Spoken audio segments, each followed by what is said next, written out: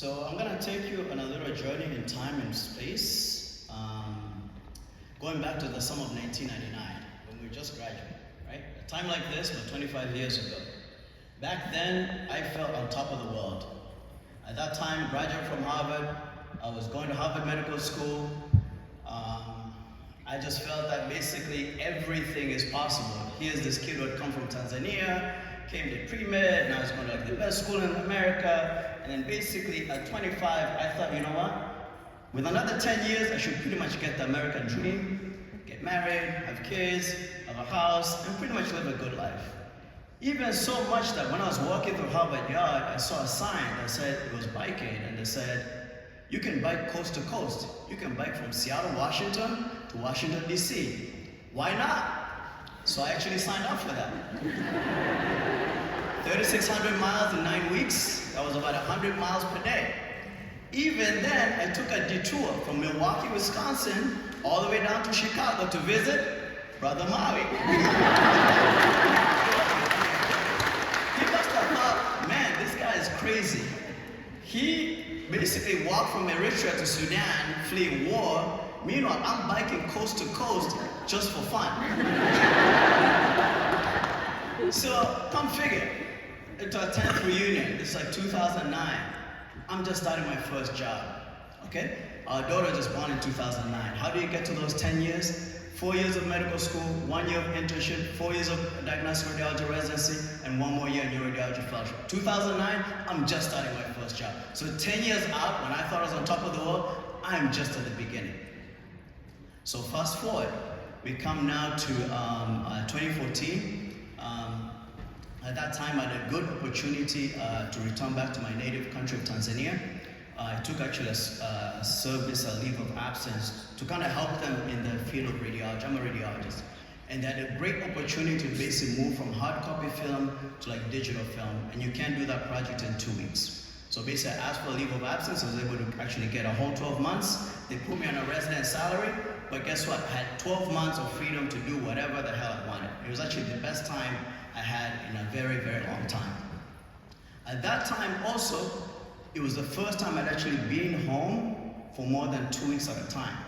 Every time between 1995 and all the way to 2014, I would only go home for 2 weeks. So around 2 months, people are like, Frank, you're still here, right? And I'm still adjusting. 3 months, I'm still there. 6 months, I'm still there. But I found myself for the first time understanding the diaspora experience, meaning I'm never gonna be fully Tanzanian, and I'm never gonna be fully American. And I still feel that today. I kind of have this like double existence. Now for many people who are brought immigrant experience, they're gonna have this sort of like tension in you, where you feel that you don't really fit in here, and when you go home, there's sort of like, certain things that you're gonna do that's sort of like American. At the same time, I actually chose to embrace that, because at that time I started to bring my residents over to Tanzania to help us with training in radiology. And when I did that, I actually realized I found my niche within radiology to actually begin to improve training programs. I could translate that what the American faculty think, and also could translate what the Tanzanian trainees and faculty feel. So basically, I ended up being a go-between, and that is basically how I managed the tension. So come back to August 2017. And this is a scene out at Ngorongoro crater.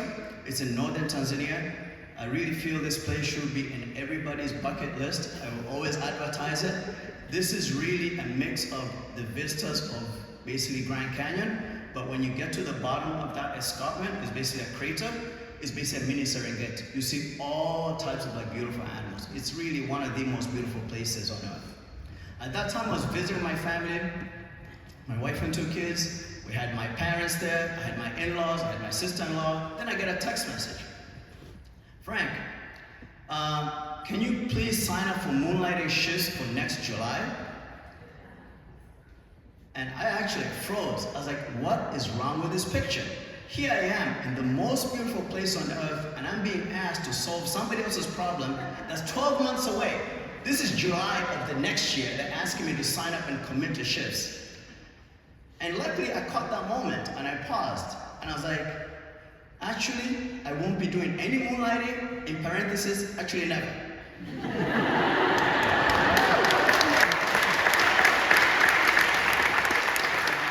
It just made me realize, really, who surround us and we love them in the moment, and not to just take things for granted and chase your bank account, your income, like whatever it is that you're chasing. You really want to be present. And so that was really revealing for me, and for many, drawing back to that, basically now I'm basically dedicating most of my working life to basically improving access to training programs, especially in radiology.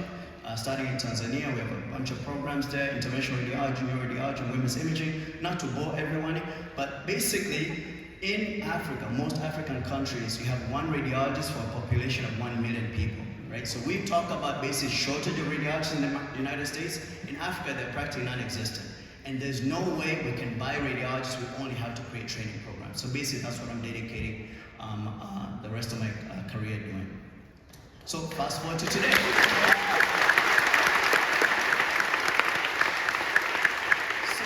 Next year I'm going to be 50, and I'm raising 2 teenagers, okay?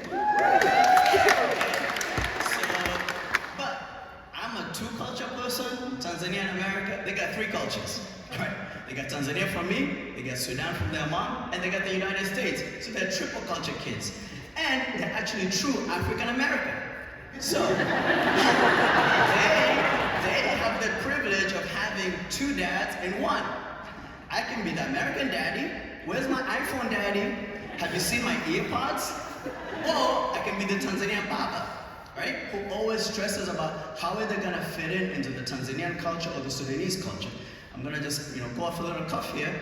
I'll be like, wait a minute, why are you guys allowed to wear underwear to short shorts, like really short shorts, to 8th grade, right? How is that gonna fit in? That would never fly, right? So this is me. I'm always trying to basically juggle those 2 things. But at the same time, don't listen to your kids, especially when they call you daddy. Here I am, basically, right? I'm approaching 50. I gotta work out, right? Let me get some tennis. My daughter's really good in tennis, so I'm gonna go into tennis. The first practice I go to, right? I basically hurt myself and I start limping.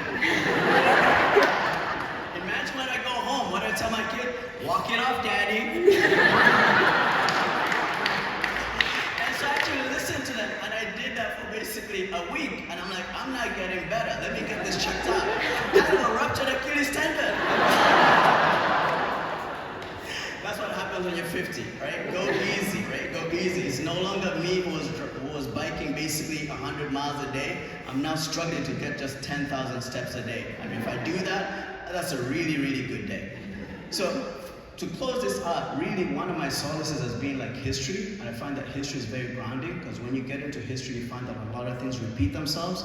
And so this spring break, we had a chance to actually go down to the South United States, specifically Selma, Tuskegee. I got to see Tuskegee University, Tuskegee Airmen, but also got to see Selma at the bridge, right? Where basically that's where the march from Selma to Montgomery started. And that was on Bloody Sunday. That was March 7, 1865.